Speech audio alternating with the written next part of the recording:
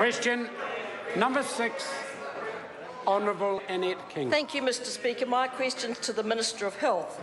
Does he stand by his statement that, quote, there's a difference between surgery people actually need and surgery people think they need? The Honourable Dr Jonathan Coleman. Absolutely. There's a difference between a telephone survey of what a person thinks they need and a trained doctor's medical assessment. It's like the difference between how a party thinks they are doing and how they are actually doing.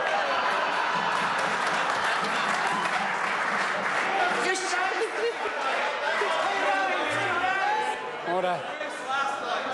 Order. Order. Supplementary question, the Honourable Annette. Is he aware 8 DHBs have not performed the number of hip and knee operations expected of them since 2011, according to figures released by the Ministry of Health? A total of 2,181 operations not done. And is that because the patients don't need the operations, they just think they do? Either of those two supplementary questions, the Honourable Dr Jonathan Coleman. That's absolutely incorrect. I mean, overall, we've done 2,092 extra hips and knees over that period, and 110,000 extra appointments across the system, 50,000 extra elective operations across all specialties. So, no. Point of order, Mr Speaker. Point of order, the Honourable Annette King. Thank you, Mr Speaker. I seek leave to table data released to me under the Official Information Act from the Ministry of Health, showing the trend and procedures over time. Order. Leave us sought to table that Ministry of Health information. Is there any objection? There is none. Correct. It can be tabled. Supplementary question, Mr Speaker. Supplementary question, the Honourable Annette. Does Sharon Cooper of Christchurch, a 35-year-old who's been refused assessment for a knee operation 3 times, even though her GP and orthopaedic surgeon say she has advanced osteoarthritis, can't walk up and down stairs, squat or kneel, need surgery, or just thinks she does?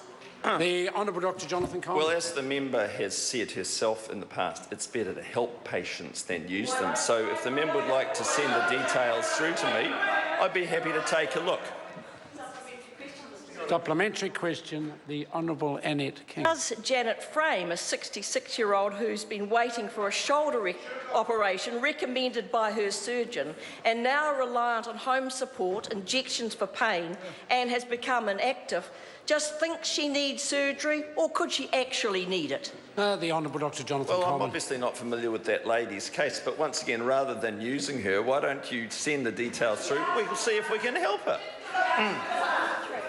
Order. Supplementary question. Order. Supplementary question, the Honourable Paula Bennett. Thank you, Mr Speaker. May I ask the Minister what reports he has had on elective surgeries? Very good question. Well, no, I don't know yet that it's an attack on the Labor Party at all. I've got to listen to the question, and I can't. I've had a report. Order. Order. I haven't. Order. I'm not going to warn Dr Megan Woods again. If she continues to yap all the way through question time, then she can do it from outside the chamber.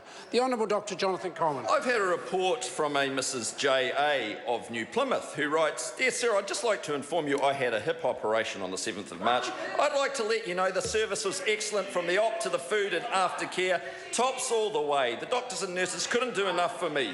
Keep up the good work. It's appreciated not only by me but by others. Annette King needs to go. I remain a very satisfied customer, Janet Armstrong."